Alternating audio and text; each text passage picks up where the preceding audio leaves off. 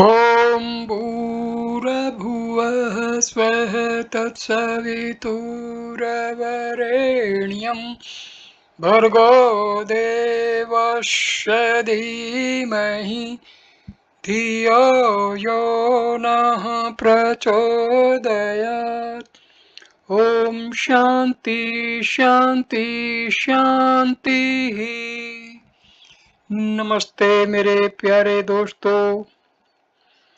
ये वर्तमान भारत के महान मनीषी, ब्रह्मनिष्ठ, ब्रह्मलीन स्वामी राम सुखदास की गूढ़ विषयों पर दिए गए अपने प्रवचनों के ऊपर आधारित ये वीडियो है। इस वीडियो में हम आपको कृपा क्या होती है और इसका एक साधक के जीवन में क्या प्रभाव पड़ता है, इस पर हम विवेचन करेंगे। कृपा, ये विवेचन जो है प्रश्नोत्तरी के माध्यम से है। प्रश्न: स्वामी जी, आप कहते हैं कि प्रेम भगवत कृपा से ही प्राप्त होता है, तो भगवत कृपा कैसे प्राप्त होती है? स्वामी जी, भगवत कृपा प्राप्त होती है एक भगवान को ही अपना मानकर उन पर निर्भर रहने पर। एक भरोसो, एक बल, एक आस विश्वास, एक राम घन श्याम, हित चातक तुलसीदास। संसार से उगता जाए, संसार की अनुकूलता भाए नहीं, न जीने की इच्छा हो, न मरने की इच्छा हो। विचार करे, लोगों ने हमें अच्छा मान लिया तो क्या हुआ? हमें क्या मिला? संसार लाभ हो जाए तो क्या हुआ? हानि हो जाए तो क्या हुआ? खा लिया, पी लिया और सो लिया, यह क्या जीवन है? प्रश्न: योग वासिष्ठ में आया है कि भगवान की कृपा कुछ नहीं कर सकती, साधक को स्वयं ही करना पड़ेगा आदि।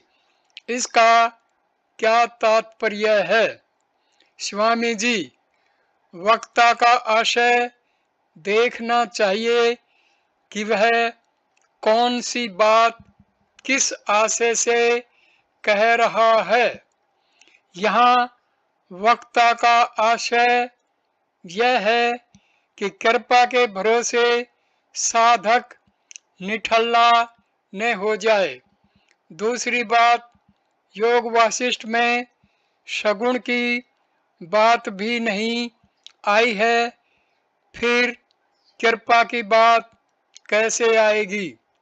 सेठ जी श्री जयदयाल गोविंद का कहते थे कि योग वासिष्ठ का रचयिता या तो सगुण को, भगवान को जानता नहीं था, या उसने सगुण का वर्णन नहीं किया।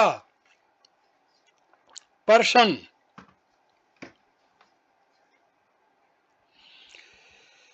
तत्ते अनुकंपा सुमीक्षण ने श्रीमद् भागवत 10वां अध्याय 14वां श्लोक।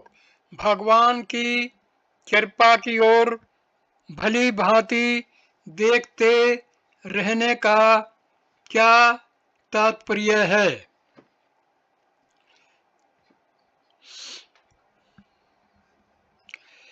स्वामी जी, मेरे पर कृपा है, यह भाव हर समय रहना चाहिए। कमी हमारे भाव की है।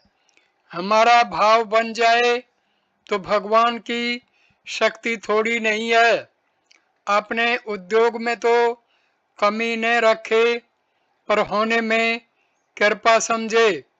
कृपा को देखने से अभिमान नहीं आएगा। प्रश्न, स्वामी जी, आपने कहा कि भगवान की कृपा से ही काम होता है, तो वह कृपा कब होगी? स्वामी जी, कृपा कब होती है, कैसे होती है, यह हम जानते नहीं।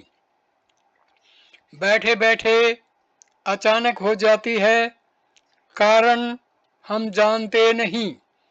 कोई चिंतन बार बार होता है और हम जानते हैं कि यह ठीक नहीं है, फिर भी मन उसको छोड़ता नहीं, पर अचानक वह मिट जाता है। यह कृपा ही तो है। संत कृपा भी ऐसे ही है, कब हो जाए पता नहीं। यही मालूम होता है कि ऐसा कोई समय आता है जिसमें कृपा होती है। खास बात तो मेरे को यह जचती है, हरि से लगे रहो भाई, तेरी बिगड़ी बात बन जाई। यही बात समझ आती है, भजत कृपा करी ही रघुराई। ये मानसचरितमानस का बालकांड से 200वां दोहा है। प्रश्न, जब भगवान की कृपा सब पर समान रूप से है, तो फिर उस कृपा से सबको समान लाभ क्यों नहीं होता? स्वामी जी, भगवान के सम्मुख ने होने के कारण समान लाभ नहीं होता। मैं तो सम्मुख भी नहीं हुआ, फिर भी भगवान ने मेरे पर कृपा की। सम्मुख होने पर कृपा करे, सम्मुख न होने पर न करे, तो कृपा क्या हुई? उनकी कृपा अहेतु की है। ऐसा कोई अवसर आता है कि उनकी कृपा से काम हो जाता है। वह अवसर कैसे आता है, कब आता है, हम जानते नहीं। वे कृपालु हैं, कृपा करने का उनका स्वभाव है, कृपा करने में उनका स्वभाव कारण है और कोई कारण नहीं। संपूर्ण जीव उनकी कृपा से ही जी रहे हैं। प्रश्न, उनकी कृपा से लाभ कैसे उठाएं? स्वामी जी, हे नाथ, हे नाथ पुकारो। प्रश्न, वह कृपा सब पर क्यों नहीं होती? स्वामी जी, क्योंकि सब उस कृपा के सम्मुख नहीं होते। प्रश्न, कृपा के सम्मुख होना क्या है? स्वामी जी, केवल एक ही ध्येय हो, एक ही आश्रय हो, एक भरोसो, एक बल, एक आस विश्वास, एक राम घनश्याम हित चातक तुलसीदास। दोहावली 277। प्रश्न, आपने कहा कि भगवान की कृपा से ही सब कुछ भगवान ही हैं। यह बात स्वीकार करने में आती है, तो वह कृपा कैसे होगी? स्वामी जी, भगवान के अनुकूल चलने से ही उनकी कृपा होती है। प्रश्न, अनुकूल चलना क्या है? स्वामी जी, स्वार्थ बुद्धि का त्याग करना। भगवान की कृपा तो है, पर स्वार्थ बुद्धि अधिक होने से वह कृपा मानने में नहीं आती। प्रश्न, भगवत कृपा कब होती है? स्वामी जी, अपनी स्थिति में संतोष नहीं होने पर, जब व्याकुलता होती है तब कृपा होती है। अहम का सर्वथा नाश कृपा से ही होता है। वास्तव में कृपा तो है ही, पर व्याकुलता के बिना उसका अनुभव नहीं होता। प्रश्न, भगवान की कृपा हमारी बाधा को क्यों नहीं छुड़ा देती? स्वामी जी, हम उनकी कृपा तो देखते हैं, पर यह नहीं देखते कि हमने खुद उसको कितना स्वीकार किया है, कितना महत्व दिया है। प्रश्न, भगवत कृपा और संत कृपा में क्या फर्क है? स्वामी जी, दोनों एक ही हैं, परंतु भगवत कृपा की अपेक्षा संत कृपा सुगम है। दूसरा विषय, गाय। प्रश्न, गाय के शरीर में सब देवताओं का निवास कैसे? स्वामी जी, गाय के शरीर में सब देवताओं का निवास साक्षात रूप से नहीं है। दिया सलाई में अग्नि का निवास है, पर वह दिखती नहीं। देवताओं का निवास कहने का तात्पर्य है कि गाय महान पवित्र है। पवित्रता की दृष्टि से ऐसा कहा गया है। प्रश्न, पर शास्त्र में ऐसा आता है कि गाय के शरीर में देवताओं ने अपनी अपनी जगह ग्रहण कर ली। लक्ष्मी और गंगा देर से आई तो उन्हें जगह नहीं मिली आदि। स्वामी जी, ऐसा कहने के सिवाय और कैसा कह सकते हैं? समझने के लिए ही ऐसा कहा गया है।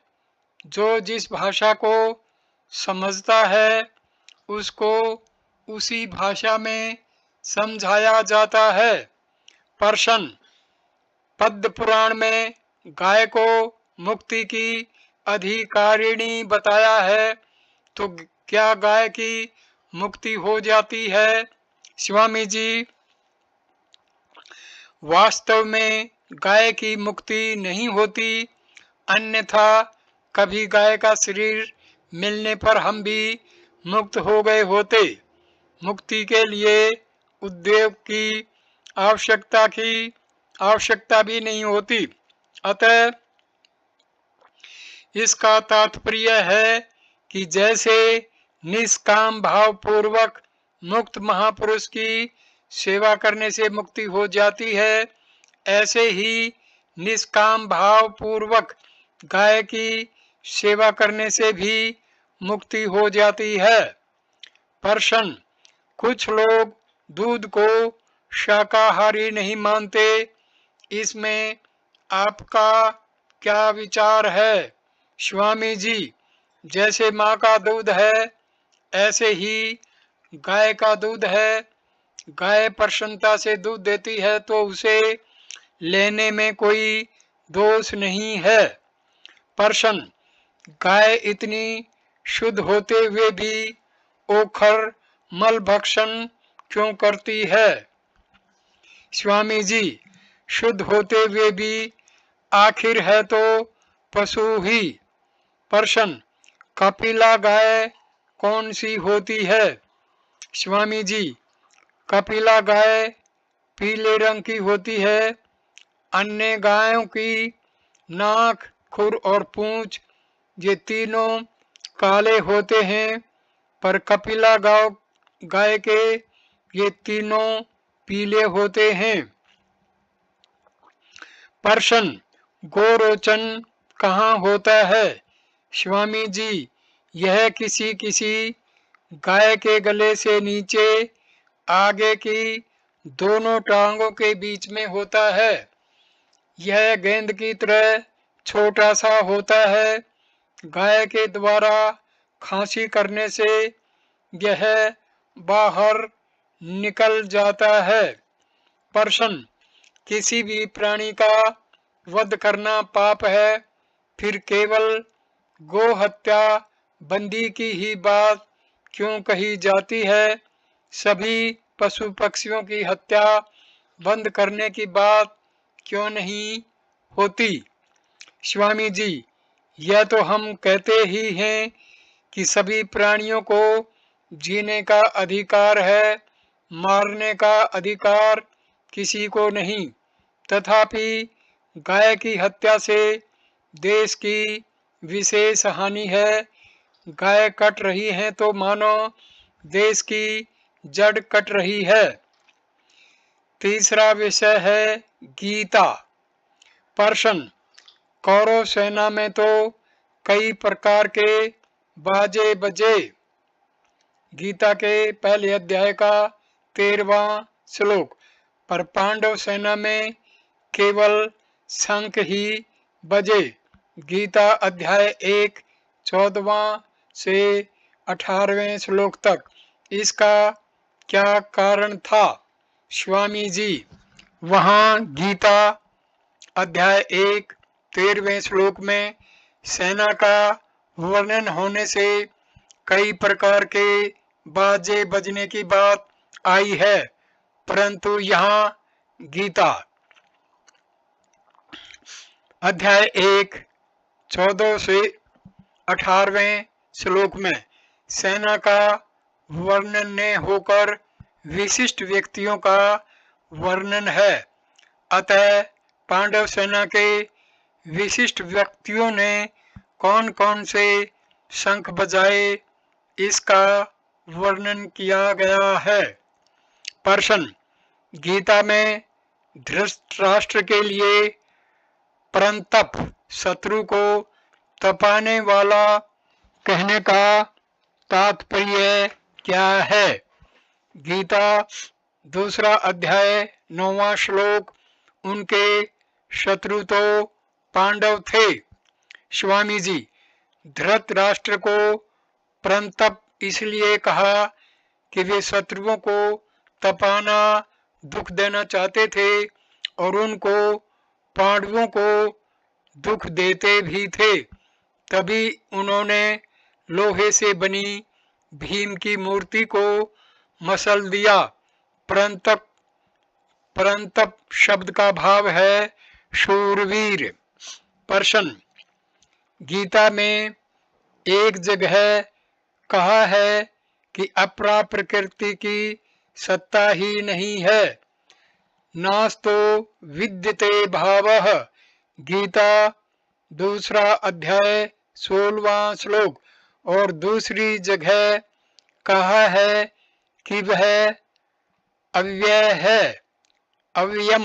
गीता 15वां अध्याय पहला श्लोक। इसका तात्पर्य क्या हुआ? स्वामी जी, सत्ता ही नहीं है, ऐसा कहने का तात्पर्य है कि प्रकृति की स्वतंत्र भगवान से अलग सत्ता नहीं है। और अव्यय कहने का तात्पर्य है कि वह भगवत स्वरूप है। जैसे शरीर से नख केश पैदा होते हैं तो वे शरीर रूप ही हैं, पर शरीर से अलग उनकी सत्ता नहीं है। प्रश्न, गीता में आया है स्वल्पमप्यस्य धर्मस्य त्रायते महतो भयात्। गीता दूसरा अध्याय 40वां श्लोक।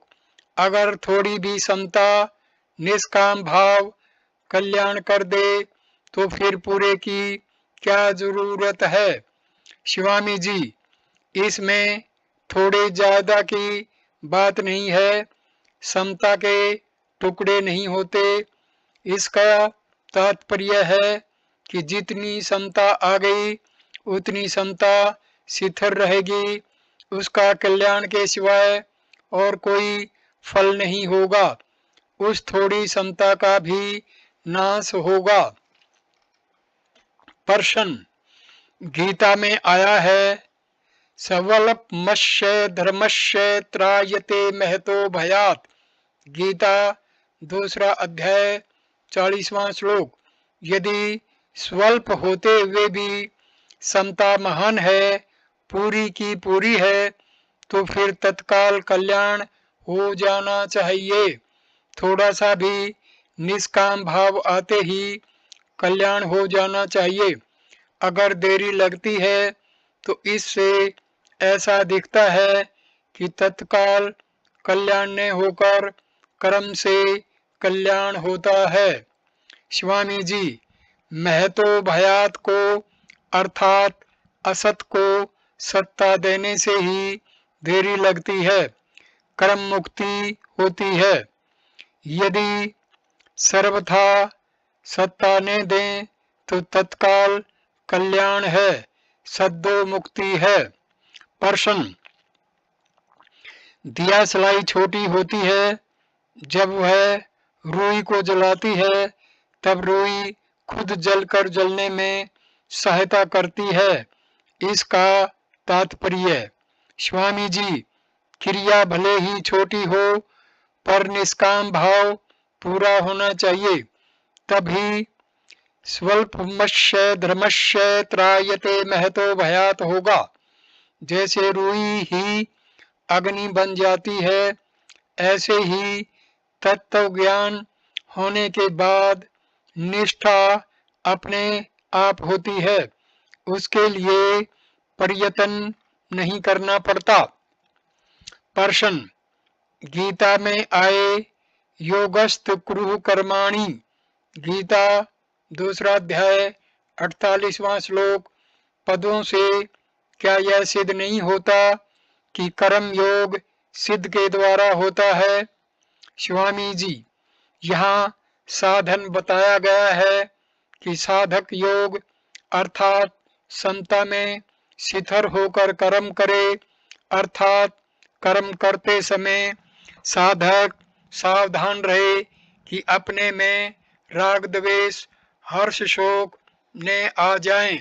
सिद्ध होने पर योग अर्थात समता में शिथिर होना नहीं पड़ता, प्रत्युत स्वाभाविक समता रहती है। प्रश्न स्वामी जी, आपने निर्मम निष्काम निरअहंकार यह कर्म बताया है और गीता में निष्काम निर्मम निरअहंकार यह कर्म बताया है। विहाय कामान्य सर्वान्। गीता अध्याय 2 71वां श्लोक। साधक किस कर्म को माने? स्वामी जी, जैसे शास्त्रीय दृष्टि से बंधन का मूल कारण अज्ञान है, पर साधक की दृष्टि से मूल कारण राग है, ऐसे ही शास्त्रीय दृष्टि से पहले निष्काम होने के बाद निर्मम होने की बात ठीक है, पर साधक की दृष्टि से पहले निर्मम ममता रहित होने की बात ठीक है, कारण कि मनुष्य पहले ममता में ही फंसता है, सबसे पहले ममता ही होती है। इसलिए साधक निर्मम निष्काम निरअहंकार इस ढंग से चले तो सुगमता से प्राप्ति हो जाएगी। निर्मम होने से निष्काम होने की सामर्थ्य आ जाएगी और निष्काम होने से निरअहंकार होने की सामर्थ्य आ जाएगी। शास्त्रीय दृष्टि के अनुसार चलने से मनुष्य पंडित विद्वान होता है और साधक की दृष्टि के अनुसार चलने से उसको अनुभव होता है। प्रश्न उपदेश के अधिकारी तो मनुष्य हैं, फिर ब्रह्मा जी ने मनुष्यों के साथ साथ देवताओं को भी उपदेश क्यों दिया? स्वामी जी, देवता भी स्वार्थ का त्याग करके अपना कल्याण कर सकते हैं, उनमें भी देवऋषि नारद जी ऋषि हुए हैं। प्रश्न, गीता में आया है कि वर्षा यज्ञ से अर्थात कर्तव्य कर्म करने से ही होती है। यज्ञाद भवति पर्जन्य है। गीता 3 अध्याय 14वां श्लोक। तो फिर कहीं कम वर्षा और कहीं अधिक वर्षा क्यों? स्वामी जी, कर्मों से वर्षा होती है तो जन्म भी कर्मों से होता है। जहाँ अधिक वर्षा होती है वहाँ अपने कर्मों के अनुसार मनुष्य जाते हैं। भूमंडल की रचना के कारण भी अधिक या कम वर्षा होती है। वर्षा शब्द उपलक्षण है जिसका तात्पर्य केवल जल से नहीं है प्रत्युत अनुकूलता से भी है। वर्षा होना अनुकूल परिस्थिति है और अतिवृष्टि एवं अनावृष्टि होना प्रतिकूल परिस्थिति है। अनुकूल अथवा प्रतिकूल परिस्थिति कर्मों से ही प्राप्त होती है। प्रश्न, गीता काम क्रोध का वेग सहने के लिए कहती है। 3 अध्याय का 34वां श्लोक, 5वें अध्याय का 23वां श्लोक। पर मनोवैज्ञानिक कहते हैं कि इनका वेग सहने से ही हानि होती है, क्या करें? स्वामी जी, इनकी सत्ता मानकर सहने से हानि होती है। इनकी सत्ता न मानकर सहें अर्थात निर्विकार रहें। प्रश्न, साधक संजीवनी 13वां अध्याय 5वें श्लोक में मन को अपंचीकृत महाभूतों से उत्पन्न बताया है और 15वें अध्याय के 9वें श्लोक में मन को पंच महाभूतों से उत्पन्न बताया है। यह फर्क कैसे? स्वामी जी, वास्तव में दोनों जगह एक ही बात है। मन पंच महाभूतों का कार्य है, चाहे वह पंचीकृत हों चाहे अपंचीकृत। पहले पंच महाभूत अपंचीकृत थे, पीछे पंचीकृत हुए। प्रश्न, साधक संजीवनी 13वें अध्याय के 14वें श्लोक में 5 विषयों को इंद्रियों का कार्य बताया है, यह कैसे? स्वामी जी, ठीक बात है। शब्द स्पर्श आदि क्रमशः आकाश वायु आदि की तन्मात्राएं कार्य हैं, अतः ये शब्दादि कारण भी हैं और कार्य भी। परंतु कार्य में कारण की अपेक्षा विशेष गुण होता है। कारण में सत्ता विशेष है और कार्य में गुण विशेष है। जैसे मिट्टी कारण है और घड़ा कार्य है। घड़ा पानी से भर सकता है पर मिट्टी नहीं, यह कार्य का गुण है। पर कार्य में भी सत्ता तो कारण मिट्टी की ही है, कार्य की स्वतंत्र सत्ता नहीं होती। विषयों को कार्य इसलिए कहा गया है कि विषयों का ज्ञान इंद्रियों से ही होता है। इंद्रियां ही विषयों को प्रकाशित करती हैं। प्रश्न, साधक संजीवनी 3 अध्याय 37वां श्लोक में आया है कि शरीर निर्वाह में भी शास्त्रों में केवल अपने लिए भोग भोगने का निषेध है। इसका तात्पर्य क्या है? स्वामी जी, तात्पर्य है कि शरीर निर्वाह में भी भोग बुद्धि नहीं होनी चाहिए। प्रश्न, पृथ्वी जल आदि तो प्रकृति के कार्य हैं, पर भगवान ने इनको ही प्रकृति बताया है भूमिरापो नलो वायु खम मनो बुद्धिरेवः च अहंकार इत्ययं मे भिन्ना प्रकृतिष्धा।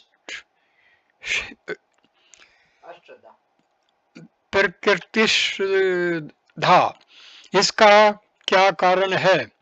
स्वामी जी, भगवान के कथन में कार्य और कारण दोनों आ गए, अर्थात निराकार और साकार दोनों प्रकृतियां आ गई। भूमि, जल और तेज ये तीनों साकार और निराकार दोनों होते हैं। वायु दो नहीं होती, प्रत्युत केवल स्पंद और निस्पंद होती है। आकाश एक ही होता है।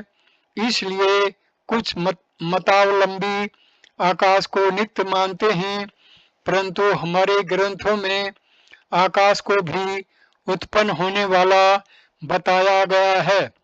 तस्माद् वा एतस्मादस् आत्मने आकाश संभूत। तैत्तरीय उपनिषद 2 अध्याय 1 श्लोक। प्रश्न, गीता में आए संभव आप आत्म मायया, गीता 4 अध्याय 6 श्लोक, और योग माया समावर्त है, गीता 7वां अध्याय 25वां श्लोक। इन दोनों पद्यों में आया योग माया और आत्म माया क्या है?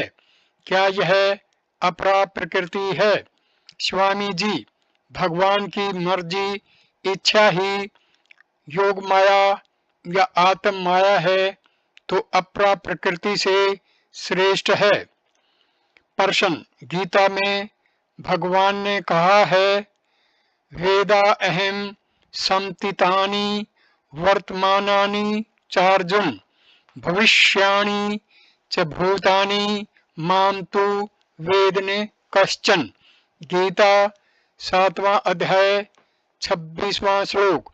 हे अर्जुन, जो प्राणी भूतकाल में हो चुके हैं तथा जो वर्तमान में हैं और जो भविष्य में होंगे, उन सब प्राणियों का तो मैं जानता हूँ, परंतु मुझे भक्त के सिवाय कोई भी प्राणी नहीं जानता।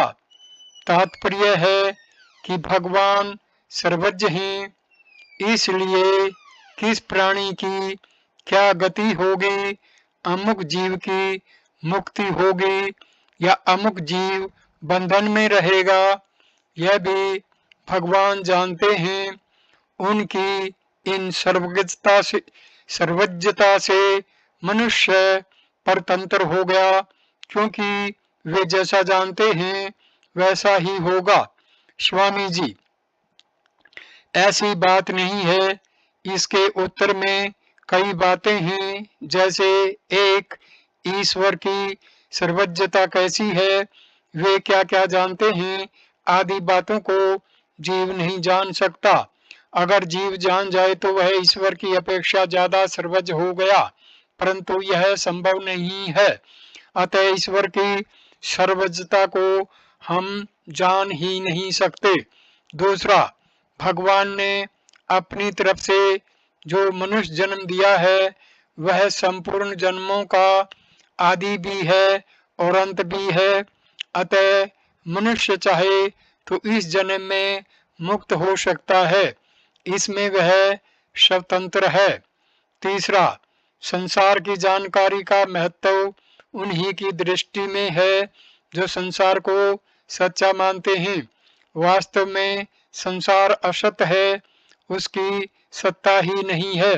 भगवान की दृष्टि में संसार है ही नहीं। चौथा, भगवान में जानने की शक्ति है, पर वे जानते नहीं।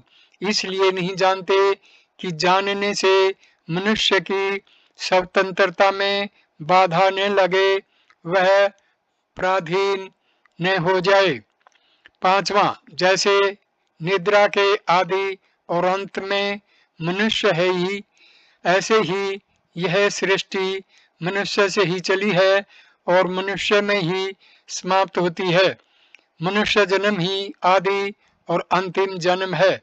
अतः भगवान तो मनुष्य जन्म देते हैं, पर आगे के जन्मों का निर्माण मनुष्य खुद करता है। छठा, भगवान के वचनों से यह तात्पर्य भी निकलता है कि मैं केवल जीवों को जानता हूँ, उनके कर्मों को नहीं। वे जीव चाहे मुक्त हों चाहे बंधन में हों, जीव तो वही हैं। जीव तो वे के वे ही रहेंगे। सब जीव भगवान के ज्ञान के अंतर्गत हैं। अगर भगवान यह जानेंगे कि जीव क्या करेगा तो जीव परतंत्र हो जाएगा। अतः भगवान जीवों को जानते हैं, उनकी गति को नहीं। 8वां, जीव क्या करेंगे, उनकी क्या गति होगी आदि सब वर्णन सृष्टि को सच्चा मानकर ही है। सृष्टि की सत्ता मानकर ही यह कहा जाता है कि ज्ञानी का व्यवहार ऐसा ऐसा होता है। वास्तव में ज्ञानी का व्यवहार होता ही नहीं। वशिष्ठ जी का अज्ञातवाद है कि सृष्टि पैदा हुई ही नहीं।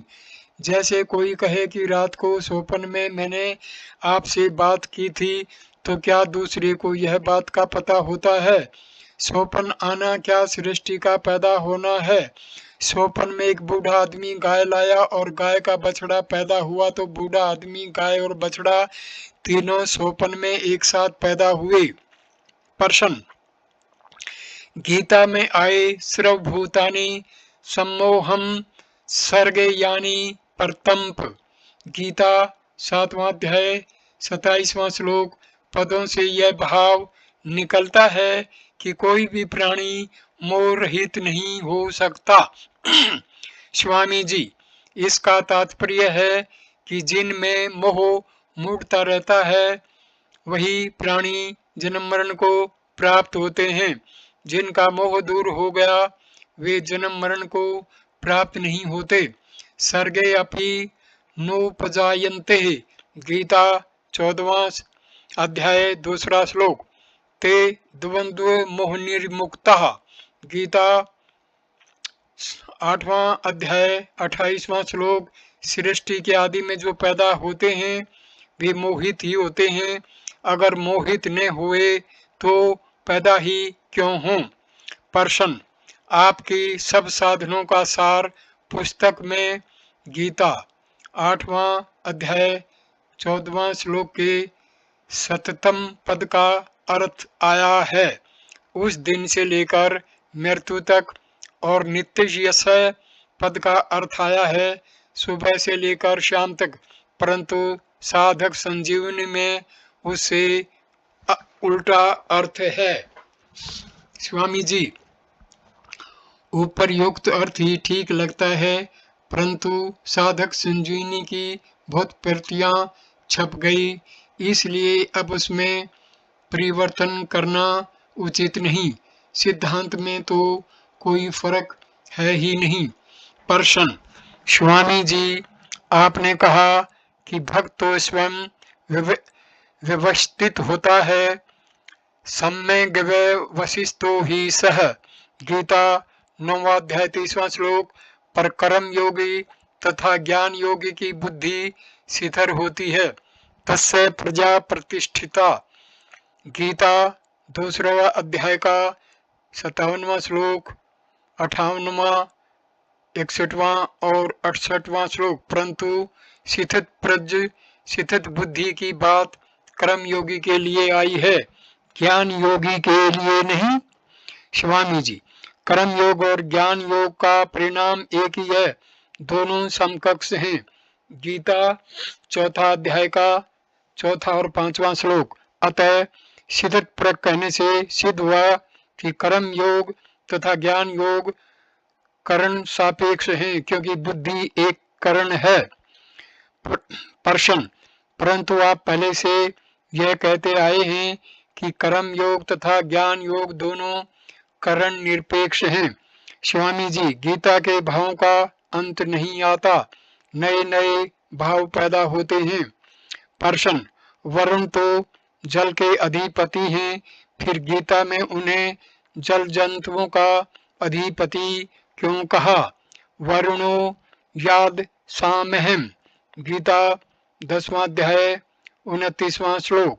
स्वामी जी, जल में रहने के कारण जल जंतु भी जल रूप ही हुए। प्रश्न, अर्जुन ने भगवान से द्विभुज रूप होने के लिए क्यों नहीं कहा? चतुर्भुज रूप होने के लिए ही क्यों कहा? जब चतुर्भुज रूप होने के लिए ही कहा तो फिर भगवान अपनी मर्जी से द्विभुज रूप क्यों नहीं हो गए? खुद प्रार्थना करने पर भी अर्जुन चतुर्भुज रूप को देखकर शिथिरचित नहीं हुए, प्रत्युत द्विभुज रूप को देखकर ही शिथिरचित हुए, ऐसा क्यों? स्वामी जी, भगवान के विराट रूप में अर्जुन ने सर्वप्रथम चतुर्भुज रूप के दर्शन किए थे, अतः उसी को देखने के लिए अर्जुन प्रार्थना करते हैं। कारण कि अत्युग्र विराट रूप को देखकर अर्जुन बहुत घबरा गए और पूछने लगे कि आप कौन हैं, यहाँ किस लिए आए हैं? तब भगवान ने चतुर्भुज रूप में दर्शन देकर उनको आश्वासन दिया और फिर यह बताने के लिए अपने मनुष्य रूप द्विभुज रूप में आ गए कि तू डरता क्यों है, मैं तो वही हूँ। भगवान श्री कृष्ण हरदम द्विभुज रूप ही रहते थे, चतुर्भुज रूप से नहीं। अगर चतुर्भुज रूप से रहते तो लोगों के सामने भगवान रूप से प्रत्यक्ष रहते, परंतु भगवान मनुष्य रूप से रहते थे। तभी भगवान ने कहा है, अब जानन्ति मा मूढ़ा मानुष्यम तनुमाश्रितम, गीता 9वें अध्याय का 11वां श्लोक आदि। प्रश्न, जब सभी साधकों का उद्देश्य त्याग है तो फिर गीता में कर्म फल त्याग को पहले के 3 साधनों से श्रेष्ठ क्यों बताया गया है? 12वां अध्याय 12वां श्लोक। स्वामी जी, तात्पर्य है कि त्याग में कर्म फल का त्याग श्रेष्ठ है। त्याग करना है तो कर्म फल का ही त्याग करना है। यस्तु कर्म फल त्यागी से त्यागित भी धीयते, जो कर्म फल का त्यागी है वही त्यागी कहा जाता है। गीता 18वें श्लोक का 18वें अध्याय का 11वां श्लोक। यह सब संसार कर्म फल है, कर्म फल के त्याग से मूल कट जाएगा। प्रश्न, गीता में अनअहंकार एवच गीता 13वां अध्याय 8वां श्लोक पदों से साधक के लिए अनअहंकार होने की बात कैसे कही? अनअहंकार होने पर तो वह सिद्ध हो गया, साधक कहाँ रहा? स्वामी जी, अहंकार मिटा नहीं, पर साधन में यह मान्यता होती है, विचार होता है कि मेरे में अहंकार नहीं है, अतः मेरे में अहंकार नहीं है। यह मान्यता होना ही उपर्युक्त पदों का तात्पर्य है। प्रश्न, गीता में प्रकृति को अनादि कहा है, प्रकृतिम पुरुषम चैव विद्वेनादि उभावपि, गीता 13वां अध्याय 19वां श्लोक। और यह भी कहा है कि जीव ने जगत को धारण किया है, ये इदम धार्यते जगत, गीता 7वां अध्याय 5वां श्लोक। दोनों बातें कैसे? स्वामी जी, परा प्रकृति, अपरा प्रकृति और परमात्मा तीनों ही अनादि हैं, पर जीव ने जगत की परमात्मा से अलग स्वतंत्र सत्ता मान ली।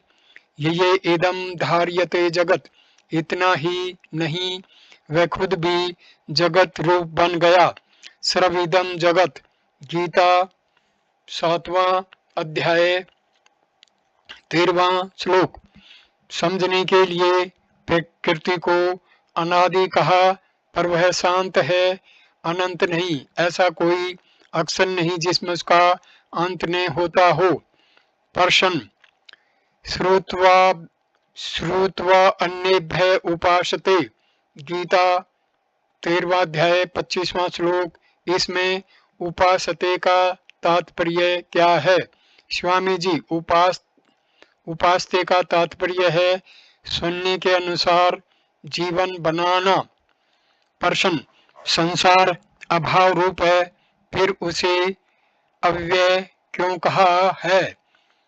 ऊर्ध्वमूल मद शास्त्रखम स्वस्थवम प्राहुर्व्यम। गीता 15वां श्लोक, 15वां अध्याय, पहला श्लोक।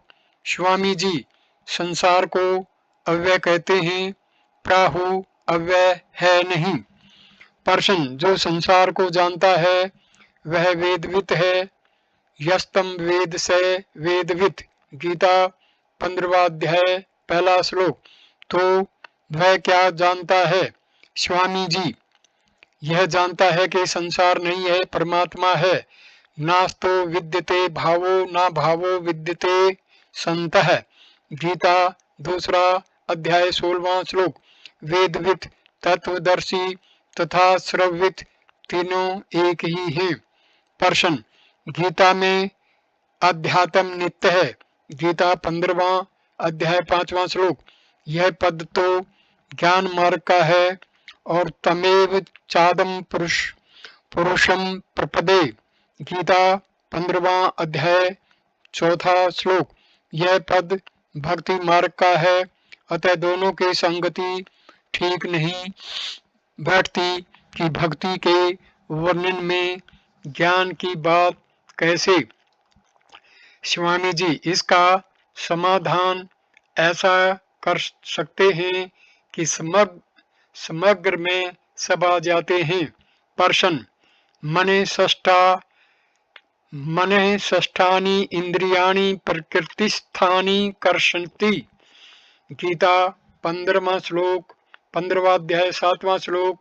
इसमें किसका आकर्षण है?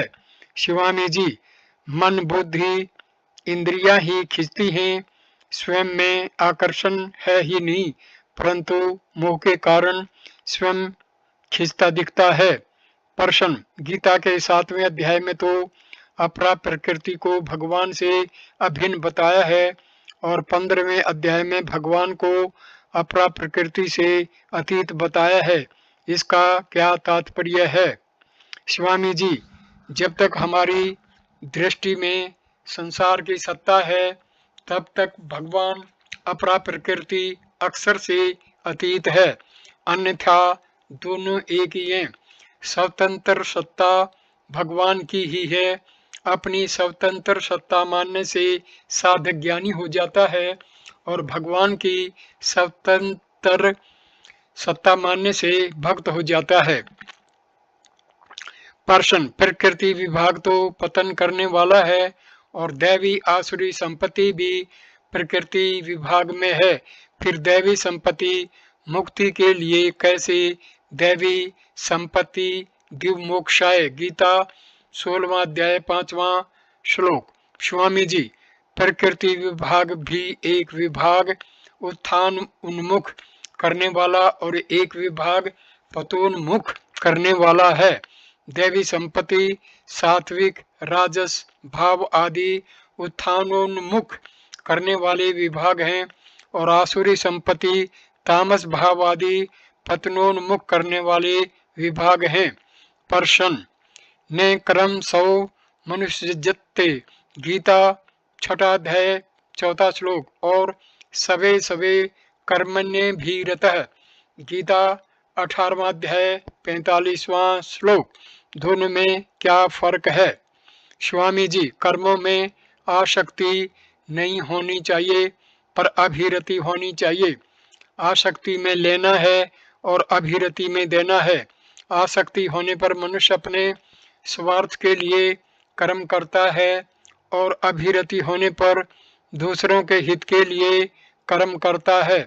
आसक्ति बांधने वाली है और अभिरति मुक्त करने वाली है। प्रश्न, भगवान को मान ही सकते हैं, जान सकते ही नहीं। ने में विदु सुरगणः। गीता 10वां अध्याय 2 श्लोक। फिर भक्त्या माम भी जानानि। गीता 18वां अध्याय 55वां श्लोक। इसका तात्पर्य क्या हुआ? स्वामी जी, यहाँ जानना वास्तव में मानना ही है, क्योंकि भगवान को जान सकते ही नहीं। जैसे हम भगवान को जानते नहीं, फिर भी भगवान के होने के विषय में हमें कोई संदेह नहीं होता, इस प्रकार संदेह रहित तो होना ही उन्हें जानना है। मानना जानने से कमजोर नहीं होता। भक्ति में मानना विश्वास ही जानना है। प्रश्न, स्वामी जी, आपने कौनते प्रति जानी ही गीता 9वां अध्याय 31वां श्लोक का यह अर्थ किया है कि कौनते तू प्रतिज्ञा कर और माँ में वैश्यसी सत्यम ते प्रतिजाने। गीता 18वां अध्याय 65वां श्लोक का यह अर्थ किया है कि मैं प्रतिज्ञा करता हूँ। ऐसा फर्क क्यों? स्वामी जी, इसका तात्पर्य है कि भक्त का विनाश नहीं होता। यह प्रतिज्ञा तू कर और तू मेरा अत्यंत प्रिय है, यह प्रतिज्ञा मैं करता हूँ। प्रश्न, स्मृतिर्लब्धा। गीता 18वां अध्याय 73वां श्लोक मान्यता है या अनुभव? स्वामी जी, दृढ़ मान्यता है। प्रश्न, स्मृति जागृत होने में हेतु क्या है? स्वामी जी, मोह का नाश होना। नष्टो मोह स्मृति लब्ध्वा। गीता 18वां अध्याय 73वां श्लोक। मोह का नाश भगवान की कृपा होता है। ततो प्रसाद मान्य माच्युत्य। गीता 18वां अध्याय 73वां श्लोक। इसलिए जो ईश्वर को कल्पित मानते हैं उनके मोह का नाश नहीं होता, प्रत्युत वहम होता है। वे अधूरी जानकारी को ही पूरी मान लेते हैं। प्रश्न, पहले मोह का नाश होता है या स्मृति होती है? स्वामी जी, मोह का नाश होते ही स्मृति होती है और स्मृति होते ही मोह का नाश होता है। दोनों काम तत्काल होते हैं, देरी का काम नहीं। प्रश्न, स्वामी जी, आपने गीता का तात्पर्य बताया, शरण हो जाना और कुछ न करना, फिर करिष्ये वचनम तत्व। गीता 18वां अध्याय 73वां श्लोक का तात्पर्य क्या हुआ? स्वामी जी, तात्पर्य है कि अपने लिए कुछ करना है ही नहीं, जैसा आप कहो वैसा करना है।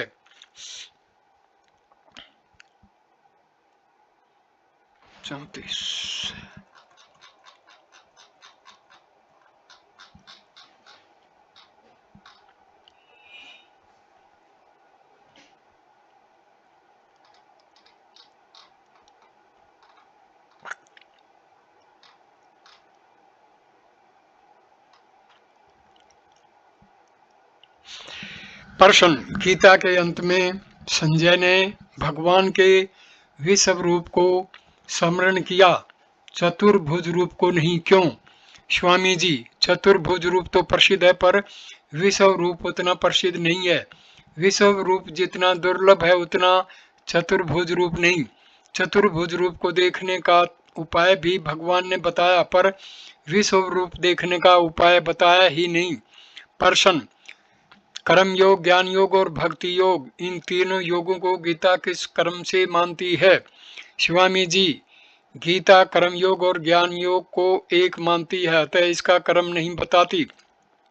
गीता 5वां अध्याय 4था और 5वां श्लोक। गीता की दृष्टि से कर्म योग तथा ज्ञान योग दोनों लौकिक हैं और भक्ति योग अलौकिक है। प्रश्न, गीता में भगवान ने ज्ञान योग को सांख्य योग के नाम क्यों कहा है? स्वामी जी, सत असत आदि दो संख्या अर्थात विभाग विवेक होने से सांख्य कहा है। यद्यपि विवेक सभी साधनों में रहता है, पर विवेक प्रदान होने से ज्ञान योग को सांख्य योग कहा है। प्रश्न, भगवान कहते हैं कि मैंने योग में स्थित होकर गीता कही थी। परम ही ब्रह्म कथितम योग तुक्तेन तन्मया। महाभारत में ये 16वें अध्याय के 13वें श्लोक में योग में स्थित होने का तात्पर्य क्या है? स्वामी जी, योग में तो भगवान निरंतर ही स्थित रहते हैं, यहाँ योग में स्थित होने का तात्पर्य है कि सुनने वाले का हित किसमें है, उसके लिए क्या कहना चाहिए, जो मैं कहूँगा उसका भविष्य में क्या असर पड़ेगा। इस प्रकार श्रोता के हित में स्थिर होकर विशेष सावधानी पूर्वक गीता कही है। यहाँ गीता के भाव की ही भी मुख्यता है। अर्जुन का विशेष भाव होने से ही भगवान ने गीता कही है, अन्य समय वैसा भाव ने होने से नहीं कही। प्रश्न, भगवान ने भगवत गीता गद्य में कही है, जिसे महर्षि वेदव्यास जी ने बाद में श्लोकबद्ध कर दिया, फिर इसे गीता गाया हुआ गीत क्यों कहते हैं? स्वामी जी, जब मनुष्य मस्ती आनंद में होता है तब उसके मुख से स्वतः गीत निकलता है। भगवान हर्ष में मस्ती में रहते हैं, अतः उनके वचन गीत होते हैं। प्रश्न, स्वामी जी, आपने कहा है कि गीता को जानने से जो विषय गीता में नहीं आया उसका भी ज्ञान हो जाएगा, कैसे? स्वामी जी, गीता के अनुसार अपने स्वार्थ का त्याग, निष्काम भाव और दूसरे के हित का भाव हो जाएगा तो उसके भीतर स्वतः बात पैदा होती है। तभी मनुष्य स्मृति में कहा है कि सभी देशों के मनुष्य भारत में उत्पन्न मनीषियों से अपने अपने कर्तव्य की शिक्षा ग्रहण करें। एतद्देशे परशुतस्य सैकाश आदि ग्रम जन्मनः स्वं स्वं स्वं चरित्रम शिक्षेर पृथ्व्याम श्रवमानवा। गीता मनुस्मृति के दूसरे अध्याय का 20वां श्लोक। प्रश्न, भागवत महात्म्य में आया है कि भक्ति के दो पुत्र ज्ञान और वैराग्य अचेत हुए पड़े थे, उन्हें बार बार गीता पाठ सुनाने पर भी होश नहीं आया। ऐसा कहने का क्या तात्पर्य है? स्वामी जी, इसका तात्पर्य गीता की निंदा करने में नहीं है, परंतु भागवत में प्रवृत्ति कराने में है। प्रत्येक ग्रंथ में यह बात कही है कि एक की महिमा बताई जाती है और दूसरे को कमजोर बताया जाता है। वास्तव में साधक किसी एक तत्व में गहरा उतर जाए तो उसी से सब कुछ मिल जाएगा। प्रश्न, गीता का पाठ अनुलोम विधि से करना चाहिए या प्रतिलोम विधि से? स्वामी जी, अगर गीता कंठस्थ हो तो बिना पुस्तक के प्रतिलोम पाठ करने से बड़ी शांति मिलती है। मैंने करके देखा है। कलकत्ते के एक सज्जन गीता का प्रतिलोम पाठ करते करते तीसरे अध्याय में पहुंचे तो उनको नींद आ गई। सोपन में उन्होंने गोपियों के साथ बाल कृष्ण को देखा। भगवान उनके मुख के पास आकर कुछ बोले, क्योंकि बच्चा समझता है कि मुख से बोलते हैं तो सुनते भी मुख से ही होंगे। भगवान की वाणी तथा मुख के स्पर्श से वे रोमांचित हो गए। प्रश्न, अर्जुन का भाव नष्ट हो गया था। नष्टो मोह स्मृतिर्लब्धा। गीता 18वां अध्याय 73वां श्लोक। फिर उन्हें अभिमन्यु के मरने का और गोपी हरण का शोक क्यों हुआ? स्वामी जी, एक, यह लोक संग्रह था। अगर शोक न करते तो घर वाले कहते कि ये तो बड़े ज्ञानी बन गए, इनको दुख क्यों हो? दुखी तो हम हैं। अतः अर्जुन ने दुखी होकर घर वालों का साथ दिया, जिससे उनका दुख हल्का हो जाए। तीसरा, कोई अभिमान बाकी रह गया होगा। पूरी बात का पता नहीं। हम तो यही मानकर समाधान कर लेते हैं कि ऐसी भगवान की मर्जी थी। दूसरा, मैं तो यह मानता हूं कि अर्जुन का मोह नष्ट हो गया था और एक बार मोह नष्ट होने पर पुनः मोह नहीं होता। यज्जात्वा न पुनर्मोहम। गीता 4था अध्याय 35वां श्लोक। आगे जो कुछ हुआ वह लीला थी। जैसे जटायु ने राम जी को सीता का पता बता दिया। फिर भी राम जी ने सीता की खोज करवाई, पर अंगूठी हनुमान जी को ही दी। इसलिए कहा है, संतों की गति रामदास, जग से लखी न जाए, बाहर तो संसार सा, भीतर उल्टा था। इस वीडियो को मैं यहीं पर विराम देता हूँ। अगला छठा वीडियो हम शुरू करेंगे गुरु शिष्य के विषय से। वीडियो देखने के लिए धन्यवाद मेरे दोस्तों। नमस्ते।